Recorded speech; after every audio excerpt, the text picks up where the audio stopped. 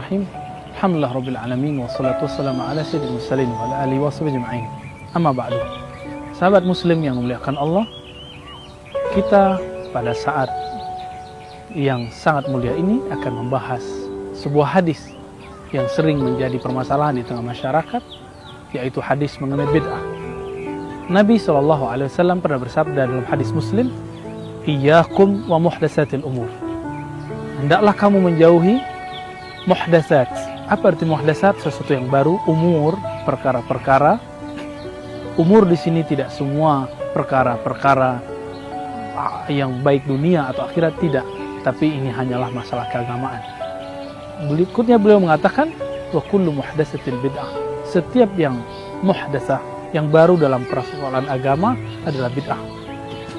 Di dalam riwayat Imam Tirmizi menyebutkan tambahannya bahwa Nabi SAW bersabda, sungguhnya setiap muhdatsatin bid'ah wa kullu bid'atin dhalalah.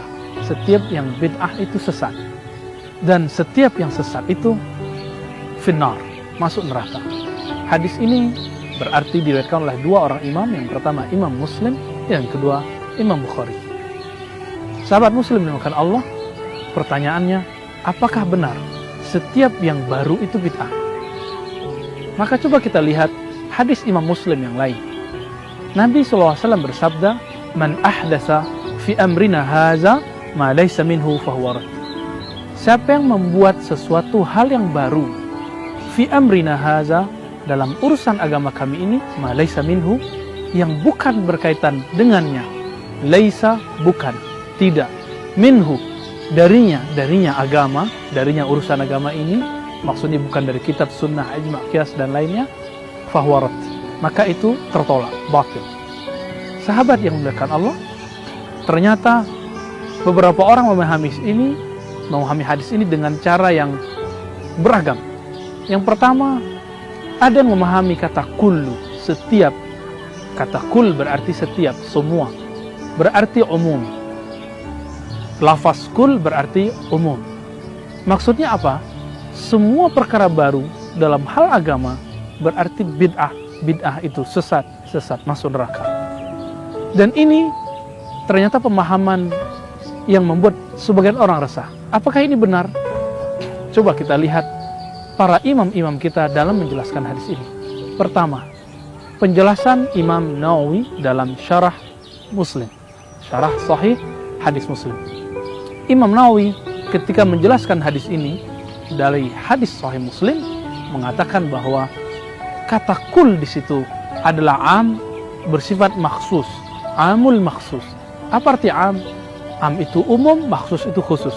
Maksudnya adalah semua yang baru dalam hal agama dan tidak ada dalilnya, berarti itu adalah bid'ah. Sebaliknya, jika dia baru tapi ada dasarnya dalam agama, maka dia tidak bid'ah.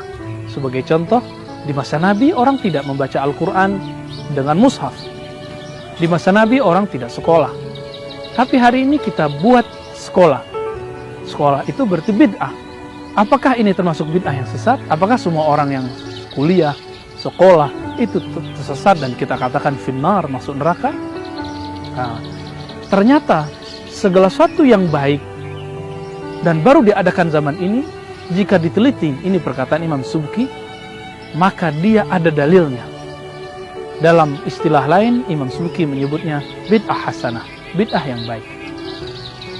Namun ternyata ada imam yang kedua yang akan kita jelaskan di sini, Imam Ibnu Taimiyah. Apa kata Ibnu Taimiyah? Dalam kitab Iqtida' Shiratal Mustaqim, Imam Ibnu Taimiyah mengatakan tidak ada bid'ah itu yang hasanah. Tidak ada bid'ah itu yang baik. Semua bid'ah itu sayyi'ah, buruk, dhalalah, menyesatkan, finnar, menyebabkan orang masuk neraka. Maka Ibnu Taimiyah mengatakan semua yang bid'ah itu membuat orang terjebak masuk neraka. Kullu bid'ah itu sayyi'ah. Semua bid'ah itu buruk dan menyesatkan. Namun ada yang unik dari Imam Ibnu Taimiyah. Beliau mengatakan ada yang disebut dengan bid'ah lughawiyah. Bid'ah lughawiyah berarti bid'ah secara bahasa.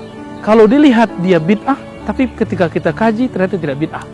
Contohnya ketika Umar ibn al-Khattab, khalifah kedua, membuat tradisi sholat tarawih berjamaah tidak pernah ada zaman Nabi, lalu Umar mengatakan ni'matil bid'atu hazi, ini bid'ah yang paling nikmat, paling bagus. Maka Imam Ibnu Taimiyah mengatakan ini disebut dengan bid'ah lughawiyah, bid'ah yang secara bahasa. Adapun yang haram adalah bid'ah diniyah, bid'ah keagamaan. Artinya apa? Baik Imam Nawawi, Imam Subki, ataupun Imam Ibnu Taimiyah sebenarnya sepakat jika ada perkara baru tapi tidak bertentangan dengan Al-Quran, Sunnah, Ijma', Qiyas, dan dalil-dalil yang lain, maka dia tidak termasuk bid'ah yang menyesatkannya.